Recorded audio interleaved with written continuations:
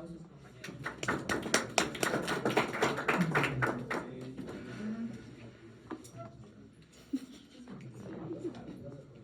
De acuerdo.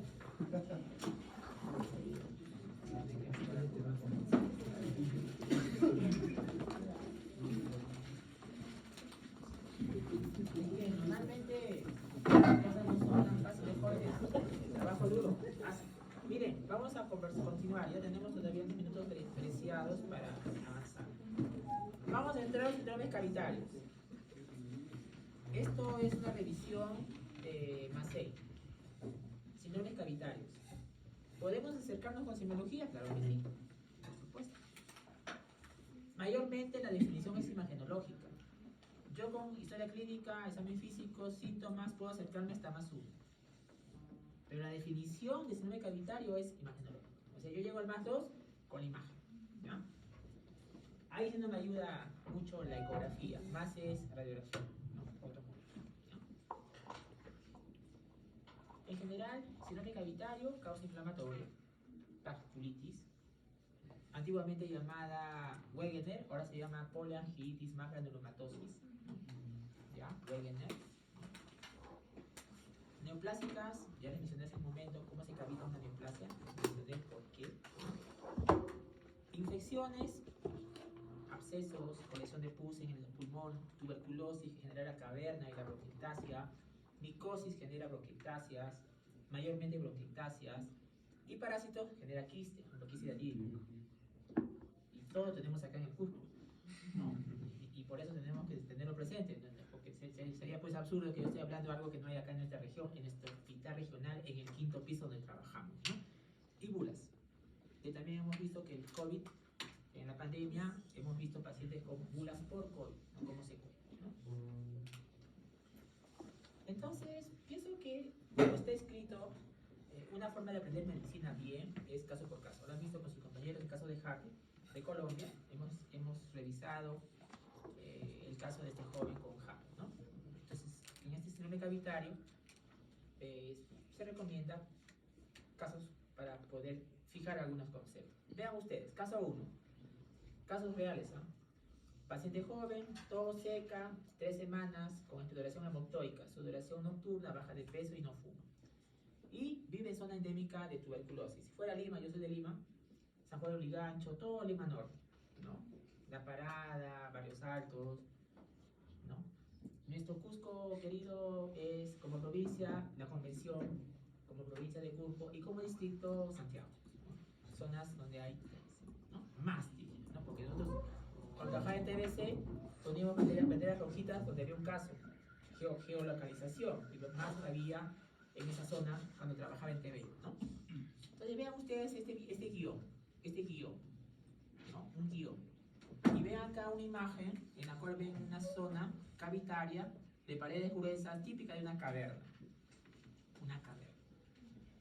Entonces, ¿cuál sería su diagnóstico? Claro, se me debe decir síndrome cavitario. Pero ¿cuál sería? Tuberculosis. ¿Te das cuenta? ¿Te das cuenta? Entonces, sí con guión clínico nos podemos acercar a tuberculosis. Hasta ahí sería más 1. Yo me voy a la imagen y veo una caverna en el vértice, es más 2. ¿No? Más 2, claro, es no, doctor, pero yo quisiera la bacteriología, o sea, el esputo con tuberculosis. También pues, pero como síndrome cavitario hasta que llevo más 2. Si me preguntasen, doctor, ¿por qué un paciente aparentemente inmunocompetente me da una caverna en el vértice? ¿Por qué en el vértice? 2 razones. Primera razón, aireación. Segunda razón, drenaje linfático que no es muy eficiente acá. Entonces, mayormente las tuberculosis afectan en inmunocompetentes el vértice pulmonar por esa razón. Y el hecho de que forme caverna un tuberculoso me está diciendo que su inmunidad está respondiendo.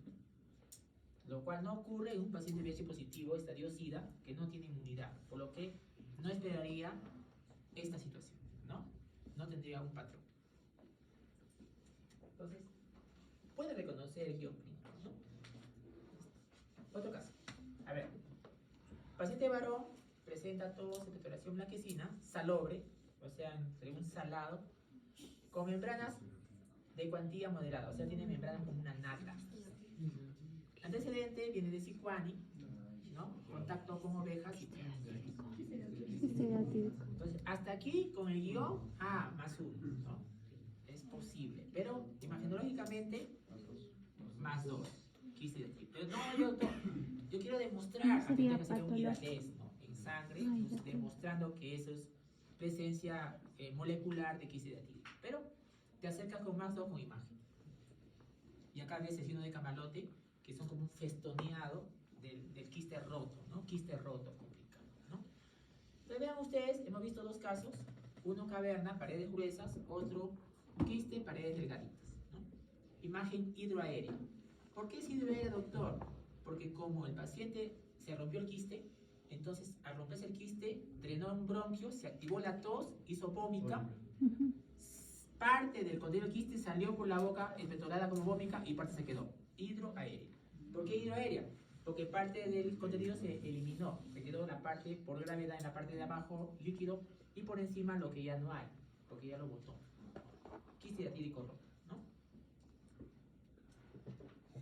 Sí podemos con el guión acercarnos al síndrome cavital, ¿no? El examen físico, inespecífico, depende de cada caso, ¿no? Voy a encontrar pues un tórax tísico si fuera tuberculosis, ¿no? En general, y fue pregunta en estos casos que hemos hecho de investigación, ¿no? Si la caverna tiene 4 centímetros por lo menos, vas a encontrar un síndrome cavital. O sea, un soplo cavitario, un soplo con onomatopeya O. ¿Por qué no les hago buscar a los estudiantes de medicina, futuros médicos, en el servicio? Porque estos pacientes tuberculosos son BK positivo 3 cruces. Entonces yo no voy a estar pues una hora buscando con el paciente exponiéndose a la tos y todo lo demás. Acuérdense que la TBC se contagia a mayor exposición, mayor contagio. A mayor carga vascular, es decir, un paciente de 3 cruces de esputo tuberculoso contagia más que una cruz. Y los pacientes, recuerden este dato, que tienen caverna tuberculosa, mayormente son bacilíferos. Cada vez que tosen, botan el bacilo. Entonces, no es muy seguro para ellos, ¿ya? Entonces, pero cuando se da el caso, se da, ¿no? Y soplo anfórico es cuando la caverna tiene por lo menos 6 centímetros de diámetro. ¿Sí? Exámenes auxiliares imagenológicos. Aquí la ecografía para quistes ayuda, para quistes, pero para caverna no ayuda mucho, ¿ya? Para quistes ayuda la ecografía. Mayormente es más bueno, radiografía, tomografía. Caso 3. A ver, aquí en este caso, por guión clínico, un paciente de mediana edad, presente TBC, con tratamiento hace 6 años, presenta tos, expectoración abundante en la mañana, matinal, aumenta con la posición, o sea, cuando se sienta, olor yeso mojado, adherente, 3 capas, pitas de sangre. Aquí el examen físico no es muy específico y la ocultación muy básica. Este guión, bronquitas. ¿Qué fenotipo? Acuérdense que hay 3 fenotipos. ¿Qué fenotipo? Son 3 fenotipos. 3. ¿Se acuerdan? ¿Cuál es el fenotipo de ese guión? ¿El fenotipo? Hipersecretor. Hipersecretor. Bueno. Fenotipo hipersecretor. El otro fenotipo es exacerbador y otro fenotipo es infeccioso pseudomonas. Entonces, si uno va por el guión, es de bronquiectasia en el fenotipo hipersecretor. Entonces, vas a la imagen y encuentras estas imágenes aquí que se llama ría de tranvía, ¿no? ¿Qué es el ría de tranvía? Son 2 paredes bronquiales engrosadas con la luz un poco abierta porque es bronquiectasia, o sea, ectasia, dilatación de la luz, ¿no? Como el ría de tranvía. ¿Está bien? Con este guión clínico, más 1, con esta ría de tranvía, más 2. ¿No te convence la radiografía? Puedes ir a la tomografía, que es esta categoría. La tomografía es definitoria, por esta. ¿Ya? ¿Por qué no lo haces? Porque cardio más. Caso 4. Paciente alcohólico. Entonces, acuérdense que el alcoholismo es la primera enfermedad psiquiátrica de nuestro país, Perú, ¿no? Ven nomás a Orión, a la canasta, hay una esquina, he contado como, no sé, 200 litros, me he dado un estaba fuera de control, ¿no? Se supone que hay demanda, pues hay demanda, ¿no? 2 filas largas, se supone que hay demanda. Yo veo ahí comprando mi yogur. La gente compra, ¿no? Y más si hay un partido este viernes juega la selección, ¿no? Hay que celebrar, ¿no? Entonces se tengan cuidado, ¿ya? Entonces, mira, un alcohólico amanece en la vía pública, post ingesta de bebidas alcohólicas, presenta tos, expectoración marrón fétida. Ojo, marrón fétida, marrón fétida. Fiebre, escalofrío, dolor de puntada de costado. Fascia neumónica. ¿Qué es la fascia neumónica? Herpes labial. Y fascia roja por la fiebre. La fascia neumónica acompaña 10% de condiciones sudativas. O sea, de 10 condiciones sudativas, uno puede ser fascia neumónica. Fascia roja con herpes labial. Palpación, presión disminuida, matidez, muy disminuido, crepitante, petroloquia. Crepitante. ¿No? Y hay por allá donde está. ¿Hay fiebre? Fiebre. Crepitante, condenación sudativa. Y dijimos en las clases iniciales del semestre que la condenación sudativa se puede complicar de dos maneras. O hace empiema o hace absceso pulmonar. Y en este caso, con este guión clínico, expectoración marrón fétida, absceso pulmonar. Te vas a la imagen, hasta aquí es Masur. Te vas a la imagen, ves una cavidad hidroaérea, paredes gruesas, en una zona de aspiración. También les dije en la primera clase que hay segmentos de aspiración. O sea, cuando un paciente se broncoaspira, si está parado, está sentado, está de lado o está echado. En este caso, si ha dormido en la vía pública, mayormente dormimos echados boca arriba. 3 segmentos de aspiración. ¿Cuáles son? Lo dijimos. El segmento superior del lóbulo inferior derecho, segmento superior del lóbulo inferior izquierdo y segmento posterior del lóbulo superior derecho. En este caso, esta zona corresponde al segmento superior del lóbulo inferior derecho. Absceso pulmonar. ¿Está bien? Entonces vean ustedes 4 casos de síndrome capital, ¿ya? Entonces no se sorprendan en los parciales, reconoce el guión clínico. Vamos a los intersticiales. Ya para ir cerrando con el síndrome parenquimatoso, ¿no? Síndrome de condensación retráctil, frustrante para un tutor como yo, ¿no? Porque se supone que un tutor lo que le propone al equipo, a ustedes, futuros médicos, es términos que ustedes van a usar en el día a día. ¿Sí o no? Pero nos damos con el tope de que condensación retráctil, que está en más 6, ya no se usa. Vayan a Google, papá Google, no está. Porque no se usa, pues. Entonces, ¿qué término se parece? Enfermedad pulmonar intersticial. Ahí sí. Pero yo diría, ¿es sinónimo síndrome de condensación retráctil? Enfermedad no. Es lo que se parece. Pero al final, ¿cuál es el concepto? Lo que debe llevarse es qué cosa es, ¿no? ¿Qué atañe, qué significa el síndrome que ya no es usado el término? Si ustedes van a Google, van a encontrar cientos de PDF de enfermedad pulmonar intersticial.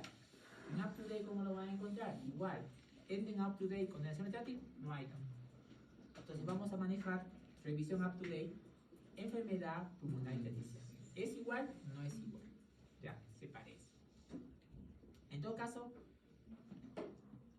¿qué significa esto? Este concepto.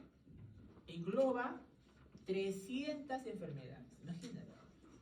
A ver, un parangón. EPOC. Hemos revisado EPOC hace poco. ¿Cuántos EPOC hay? 3. ¿Cuáles son? Enfisema pulmonar, bronquitis crónica y asma no reversible, ¿sí o no? Entonces, como que EPOC son 3. Facilitación. En cambio, enfermedad pulmonar intersticial son 300. O sea que decir enfermedad pulmonar intersticial no es decir mucho, ¿no? Es decir, solamente estás enfermando los pulmones, ¿sí o no? Nada específico, ¿sí? Nada específico. Entonces, nuestro afán, nuestro desafío es saber cuál de las 300 es, ¿sí o no? Entonces, primer punto. Segundo punto. Cuando decimos enfermedad pulmonar intersticial, el término es tramposo. ¿Por qué el término es tramposo? Porque no solamente está afectado el intersticio, que es un órgano, está afectado el alveolo, la vía aérea, está afectado la pleura, el vaso capilar, la pared torácica, en algún grado. Pero ¿cuál? ¿Cuál de las 300 será, pues? Pero si ustedes preguntaran, de todas esas anatomías afectadas, ¿cuál es la que más se afecta? Ah, el intersticio. De ahí lleva su nombre. Pero ojo, ojo. Enfermedad pulmonar intersticial, ojo, escríbanlo. No significa que solamente el intersticio está afectado. Se puede afectar en algún grado. ¿En algún grado cuál? Los alveolos, la vía aérea, los vasos pulmonares, la pleura y la pared torácica. ¿Y va a depender de qué? ¿De cuál de las 300 es? Ustedes, como médicos generales de acá a 3 años, les va a exigir el 10%. Cuando son 300, ustedes, como médicos generales, van a tener que saber 30. Pues. Y cuando sean neumólogos, sabrán las 300. ¿Cuáles son las causas más frecuentes up to date? Por inhalación. ¿Inhalación de qué? De compuestos inorgánicos. Por ejemplo, metales pesados, minería informal, neumoconiosis. ¿Cuántos metales pesados hay? En la tabla periódica de los elementos químicos está pues el plomo, arsénico, ¿no? Por decir alguno. Que los mineros informales se exponen sin ninguna protección. Agentes orgánicos. Orgánicos es que vienen de seres vivos. Por ejemplo, los fómites o heces de las aves. O el polvo de las semillas. Entonces los agricultores que están expuestos a aves de corral, que están expuestos al trillar del trigo, ¿no? Luego de la paja, ese polvillo se comporta como antígenos. Si ustedes me preguntaran, ¿cuántos antígenos orgánicos pueden generar enfermedad pulmonar intersticial? Otra vez, 300. Pues acuérdense de la película 300, ¿no? ¿Cómo se llama? ¿Cómo se llama? No, Henry no, pues no, el bueno, pues, ¿cómo se llama? Leónidas, acuérdense de Leónidas, ¿ya? Son 300 enfermedades que abarcan enfermedad pulmonar intersticial. Son 300 antígenos orgánicos que me dan neumonitis por hipersensibilidad. Acuérdense de Leónidas. Pero hay también enfermedades del colágeno. Por ejemplo, lupus, por ejemplo, artritis reumatoidea, esclerodermia, polimiositis, que pueden afectar el pulmón. Recuerden esto, las enfermedades del colágeno pueden afectar el pulmón y generar enfermedad intersticial. Fármacos. Hay medicamentos que pueden dañar el pulmón y usamos en la práctica frecuentemente. Como en emergencia usamos amiodarona para las arritmias cardíacas. En algunos pacientes predispuestos le puede generar enfermedad pulmonar intersticial por uso de amiodarona y otros medicamentos más. Ni hablar de los quimioterápicos para neoplasias, ni hablar de la radioterapia para neoplasias. Y algunas no tienen causa conocida. ¿Por qué le dio a este paciente fibrosis pulmonar idiopática? No sabemos la causa, pero la fibrosis pulmonar la estamos viendo en su síntoma, signo y sus imágenes. Entonces, cuando tengo un paciente con síndrome de condensación retráctil, que voy a poner en el modo de enfermedad pulmonar intersticial para la revisión según UpToDate, tengan presente las dos causas principales es inhalación. Entonces, si es inhalación, todo paciente, recuerden, en semiología que tiene enfermedad pulmonar intersticial, tengo que buscar, reconocer polución ambiental y ocupaciones anteriores. Si ha sido minero, si ha sido artesano, si ha estado expuesto a humos, para poder saber qué pasó, ¿no? Depende de la edad del paciente. Por ejemplo, si el paciente hace enfermedad pulmonar intersticial y es una joven mujer que es de etnia afroamericana, tiene ganglios en el cuello crecidos, ganglios mediastínicos en la placa de tórax y eritema nodoso en las piernas que hemos visto la vez pasada, es la presentación clásica de sarcoidosis. O sea, imagínate, ya les dije, ¿no? O familiares con antecedentes de fibrosis pulmonar, por ejemplo, que tienen una polimorfismo del MUC5B, les dije la vez pasada también cuando hicimos aclaramiento mucociliar. De las 300, algunas van con tabaco y otras van sin tabaco. Entre las que van con tabaco está ahí la histiocitosis y la fibrosis pulmonar. Historia laboral, ya les mencioné, si es agricultor, ¿no? O trabaja en la industria agroindustrial, ¿no? Entonces puede hacer neumonitis por hipersensibilidad, que ya le mencioné, por inhalar compuestos orgánicos. Fármacos en los pacientes con neoplasias malignas, la quimioterapia les puede afectar, igual la radioterapia, y algunas enfermedades sistémicas como las sarcoidosis. Esto es up to date. Vean ustedes, ¿no? No se ve muy bien acá. Pero sarcoidosis mayormente es una enfermedad que afecta mayormente a la gente joven, afroamericana, ¿no? Manifestación clínica. ¿Qué trae el paciente que tiene este problema de enfermedad pulmonar intersticial? Trae disnea al esfuerzo y mayormente una tos seca, ¿no? Este IPA es muy injusto, ¿no? Porque son 300, pues esto es algo muy inespecífico. Va a depender de cuál de las 300 es, ¿no? Quisiera recordar si algo es importante, ¿no? Y hemos visto con los grupos que rotan con nosotros. En la inspección, acropaquias. Acropaquias, si me preguntase, doctor, acropaquia, ¿dar las 300? No, una buena parte de las 300 puede darte acropaquias. ¿Qué es acropaquia? ¿Por qué ocurre acropaquia en este contexto? Por anoxia hística. ¿Dónde está eso? Llanos. Y por la disnea puede haber uso de accesorios y lo demás no es muy específico. Claro, sí. Por el grupo que viene acá conmigo al simulador, ¿no? Si el crepitante es de un timbre pega-pega, velcro, eso te dice, puede ser fibrosis pulmonar. Entonces, en la percusión también es variable. Algunas van a ir con matidez, otras con hiperresonancia. Esto no se olvide. El crepitante tipo velcro en los pacientes que hacen fibrosis pulmonar. Si preguntaran ustedes, de las 300 causas de pulmón intersticial, ¿todas hacen crepitante por fibrosis? No, no todas hacen fibrosis. Algunas no, ¿no? Ahora, otra clasificación up to date es agudo o subagudo o crónico. O sea, ¿en qué tiempo se desarrolló los síntomas? Si fuera agudo o subagudo, pensamos en vasculitis, en emergencia médica. Y si fuera crónica, la que más vemos, fibrosis pulmonar idiopática. Para decir idiopática, tenemos que descartar las causas que sí sabemos. Cuando no reconocemos causa después de haber estudiado bien, decimos que no tiene causa. Idiopático es no tiene causa. Entonces, vean ustedes, vean, up to date. Si es agudo, en días a semanas, pensamos en una enfermedad llamada neumonía intersticial idiopática. Si es subaguda en semanas a meses, sarcoidosis. Y si es crónica, fibrosis pulmonar idiopática, ¿no? Ahora, acá sí importa mucho, cuidado, las manifestaciones extratorácicas.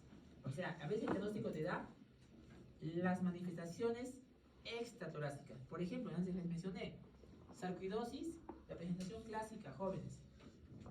Mujer joven, afroamericana, de etnia, que viene con ganglios crecidos en el cuello, viene ganglios crecidos iliares, bilaterales, y eritema nodoso en las piernas. Presentación clásica de sarcoidosis, ¿no? ¿Qué es la sarcoidosis? Una enfermedad granulomatosa general inespecífica, ¿no? Si viene con hepatoesplenomegalia u organomegalia, podemos pensar en amiloidosis, ¿no? ¿Qué es la amiloidosis? Es una infiltración de proteína amiloide, AL, en los órganos, ¿no? Afectación ocular, lupus. Musculoesquelética, colagenopatía. Neurológica, en todas multiorgánicas está la colagenopatía, ¿no? Up to date, órgano por órgano, qué manifestaciones y qué de las 300 puede ser la causa de la condensación retráctil, en este caso, enfermedad pulmonar intersticial, ¿no? Algunos de ellos que se puede llevar de esta lista, que es grande, vean esta de acá, fenómeno de Raynaud. ¿Qué es el fenómeno de Raynaud?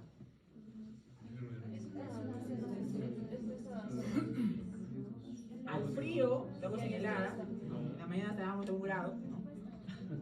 Las manos al frío pasan por 3 colores, ¿no? El acróstico BAR, ¿no? Por ese de los Simpsons, BAR. Blanco, azul y rojo. Parece mucha bacana, mejor más científico ya. Palidez, cianosis, eritema. ¿Está bien? Entonces, hace una vasoconstricción. RENAO puede ser localizado en las manos, vida sana, completamente, pero también podría ser manifestación local de algo más sistémico, por ejemplo, la esclerodermia.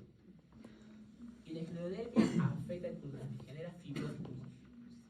Ojo, ojo. El RENAO puede ser algo local nomás, en la mano nomás, solamente manos nomás, solo tienes que ponerte guantes, frotarte las manos, evitar superficies, agua o ambientes fríos. Pero a veces, poco frecuente felizmente, es una manifestación local de algo más sistémico. Por ejemplo, esclerodermia. Y la esclerodermia puede generar fibrosis pulmonar. Para que tengan presente el contexto, ¿no? Y así, en los ojos, ¿quién en ese momento tiene, en su práctica, ya va a acabar el 15, un fundoscopio, todos los días lo carga en su canguro o en su bolsillo, un fundoscopio, un oftalmoscopio? No necesitan ser van a ser oftalmólogos necesariamente en la especialidad, pero un fundoscopio es importante en el examen físico, porque te da mucha información, porque es una entrada al fondo de ojo, a los vasos retinianos, y puedes encontrar uveitis, esteritis, queratoconjuntivitis, mácula roja. Y te puede dar información de sarcoidosis, vasculitis, que puede ser causa de enfermedad pulmonar. O sea, puedes ver a través del ojo, del fondo de ojo, indicios que sumen a cuál de las 300 causas es. Entonces, un fundoscopio es parte del arsenal del médico para diagnóstico. Y así, ¿no? Podemos continuar, ¿no? En fotos, este es el síndrome, el signo de Gotro. ¿Qué es el signo de Gotro? Son pápulas marrones en los nudillos de los dedos. ¿Y a qué suma? A dermatomiositis. Y la dermatomiositis genera a veces fibrosis pulmonar. Y también la dermatomiositis a veces se comporta como un paraneoplásico. O sea, no se extraña un médico si encuentra un paciente con dermatomiositis, entre tantos diferenciales, hay que buscar un carcinoma primario que generó la dermatomiositis. Recuerden que la dermatomiositis es un síndrome paraneoplásico a veces. Síndrome de heliotropo, también lo oído ustedes, también es una manifestación de dermatomiositis. Es una mácula de color oscura a nivel de los párpados, como si fuera un mapache. ¿Ya? Gotro también en las rodillas, ¿no? Y ya conocen ustedes el clubbing, ¿no? Cuidado con la traducción. En inglés es clubbing, ¿no? Si el Google a veces no lo reconoce, ¿no? El Google dice, no, la I a veces se equivoca, ¿no? Dice, es in, movimiento en el club, le pone discoteca, ¿no? Traduzca, póngale clubbing al Google Traductor, te pone discoteca. Porque dice, ya, in es movimiento en el club, es discoteca. Pero eso es acrobacia para nosotros, ¿no? Entonces, tengan cuidado con la traducción. Hasta ahí es más uno. Con la imagen ya es más dos, porque mayormente la enfermedad intersticial es imagenológica, la definición. La placa de toras te orienta 4 patrones, joven. Mayormente son 4 patrones. Patrón intersticial, nodular, acinar y cavital. El que es más frecuente visto es intersticial. ¿Por qué se ve el corazón peludo? O sea que los bordes del mediastino de la placa están peludos. ¿Por qué? Porque en estos casos hay inflamación alveolar recurrente. O sea, se inflama, se cicatriza y eso genera retracción. Y se ve un corazón, un mediastino peludo. No se ve con los bordes nítidos, los arcos nítidos del mediastino. Corazón peludo te asuma a condensación retráctil, en este caso enfermedad pulmonar intersticial. La tomografía es más precisa, te da más datos. ¿No? Los análisis arteriales te da la parte hipoxémica como sin hipercapnia. ¿No? También les dije en las primeras clases que el CO2 es 20 veces más difusible que el oxígeno. En una enfermedad pulmonar intersticial, primeramente se afecta el oxígeno, hay hipoxemia. Y este cuadro se alarga, tarde o temprano va a ser hipercapnia, va a tener CO2. ¿Por qué es así? Otra vez, porque el oxígeno es 20 veces más difusible que el CO2, ¿no? La prueba de función pulmonar, hacemos una espirometría, sale restricción. Cuidado. cuidado, ¿ah? ¿El opuesto cuál es? EPOC. EPOC es obstrucción. En este caso, enfermedad pulmonar intersticial es restricción. Y el test de difusión de CO2, de monóxido de carbono, perdón, sale disminuido. Salvo en la hemorragia intraalveolar, que sale aumentando. Bueno, en este caso, en UpToDate vean ustedes patrón intersticial. Puede ser intersticial fino o puede ser intersticial grueso. Y ven corazón peludo. ¿Por qué es peludo? Por la retracción de la inflamación alveolar recurrente. Inflamación alveolar recurrente. Si cicatriz se inflama, entonces se hace una retracción. Corazón peludo. Puede acompañarse de otras complicaciones como es hipertensión pulmonar que hemos visto la vez pasada con los grupos expositivos. Jóvenes, me falta a mí terminar síndromes pleurales, neumotórax, derrame pleural, hipertensión pulmonar y HAP. Y cerramos. Para eso necesito solamente una hora.